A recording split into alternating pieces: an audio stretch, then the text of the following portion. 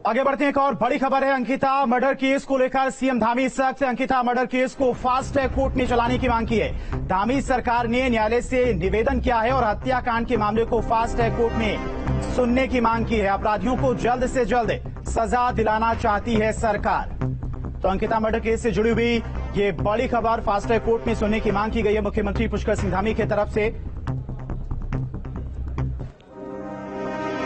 और इसी से जुड़ी हुई एक और बड़ी खबर। अंकिता मर्डर केस से जुड़ा बड़ा अपडेट। पुलिस रिमांड से आरोपी से होगी पूछताछ। आरोपी के रिमांड के लिए पुलिस करेगी अपील। एसआईटी प्रभारी पी रेणुका देवी ने जानकारी दी है और पूर्व में रिजॉर्ट में काम करने वाली महिलाओं से भी पूछताछ की जाएगी। तो अंकिता मर्डर केस से जुड़ी हुई एक और बड़ी खबर।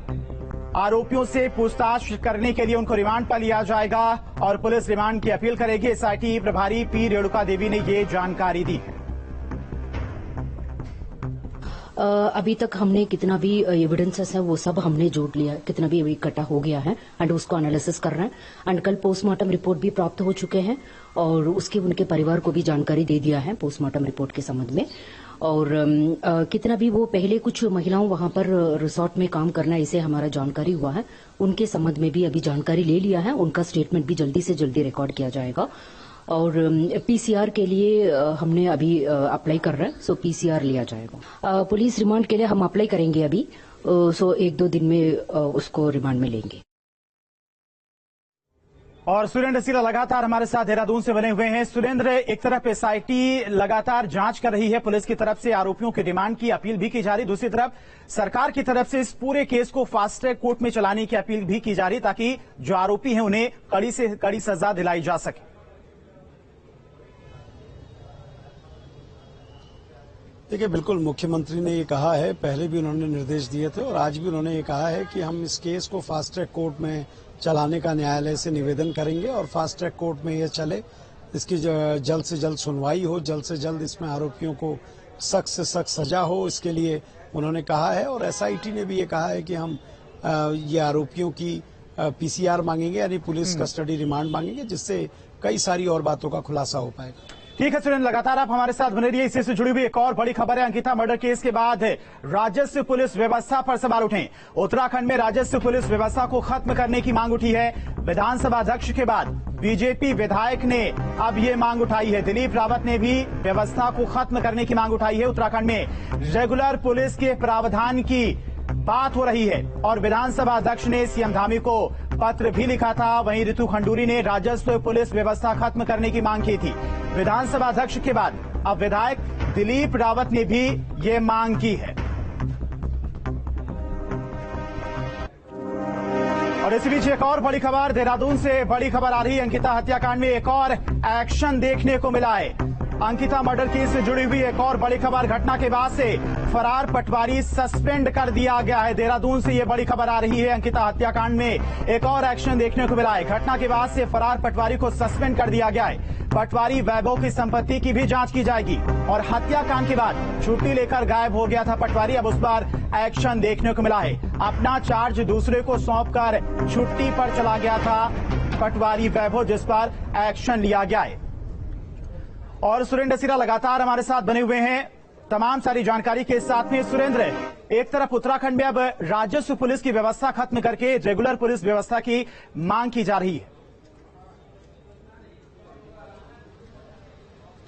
देखिए, बिल्कुल राजस्व व्यवस्था खत्म हो, यानी रेवेन्यू पुलिसिंग सिस्टम खत्म हो जो अंग्रेजों के जमाने से चला आ रहा है, और अब पुलिस का सिस्टम चालू हो, हर जगह थाने चौकियां खोली जाएं, पूरा पुलिस के जुरिडिक्शन में आए। इसे लेकर पहले स्पीकर ने ये मांग उठाई थी, उसके बाद भाजपा विधायक दिलीप रावत ने ये मांग उठाई है और आज पूर्व सीएम त्रिवेंद्र रावत ने भी इन सब का समर्थन किया और कहा है कि इस ओर काम होना चाहिए। बहुत ज्यादा कोई ऐसी दिक्कत नहीं है राज्य सरकार के लिए। इंफ्रास्ट्रक्चर और पैसे की व्यवस्था कोई बड़ा मुद्दा नहीं है, लेकिन इससे कहीं ना कहीं कानून व्यवस्था मजबूत होगी। और दूसरी बात जो आपने कही है कि पटवारी के सस्पेंड होने वाली, जिलाधिकारी पौड़ी विजय जोगदंडे ने आदेश जारी किए हैं कि जो पटवारी लापता है, फरार चल रहा है, जिसको सबसे पहले इस पूरे मामले में लड़की के पिता ने पूरी घटना बताई थी, और उसके बाद से वो छुट्टी पर चल रहा था, उसे भी तत्काल प्रभाव से सस्पेंड कर दिया गया है। ठीक है सुरेंद्र, बहुत बहुत शुक्रिया आपका तमाम सारी जानकारी के लिए। तो पटवारी को भी सस्पेंड कर दिया गया। दूसरी तरफ उत्तराखंड में राजस्व पुलिस व्यवस्था को खत्म करके रेगुलर पुलिस व्यवस्था लागू करने की मांग भी उठ रही है। अंकिता भंडारी हत्याकांड से जुड़ा बड़ा अपडेट है। अंकिता की फाइनल पोस्टमार्टम रिपोर्ट आई है और अंकिता भंडारी की मौत पानी में डूबने से हुई है। सूत्रों के हवाले से यह जानकारी मिल रही है। शरीर पर मारपीट के निशान भी मिले हैं और पोस्टमार्टम रिपोर्ट में रेप की पुष्टि नहीं हुई है। ऋषिकेश में हुए अंकिता मर्डर केस में अंकिता भंडारी की मौत का फाइनल सच एम्स प्रशासन ने उत्तराखंड एसआईटी को सौंप दिया है। एम्स प्रशासन ने अंकिता की फाइनल पोस्टमार्टम रिपोर्ट को एसआईटी को सौंपा है, जिसमें सूत्रों के मुताबिक कई बड़े खुलासे हुए हैं। सूत्रों के मुताबिक फाइनल पोस्टमार्टम रिपोर्ट में लिखा है कि अंकिता भंडारी की मौत पानी में डूबने से हुई। शरीर पर मारपीट के निशान मिले हैं। पोस्टमार्टम रिपोर्ट में रेप की पुष्टि नहीं हुई है। फिलहाल इस फाइनल पोस्टमार्टम रिपोर्ट के आने के बाद एसआईटी कुछ धाराएं बढ़ा सकती है। इसके अलावा एसआईटी ने घटना स्थल से भी कुछ सबूत इकट्ठा किए हैं। एसआईटी सीसीटीवी फुटेज के साथ ही मोबाइल सीडीआर की गहनता से भी जांच कर रही है और घटना के दिन रिसोर्ट में ठहरने वाले गेस्ट की सूची भी जब्त की गई है।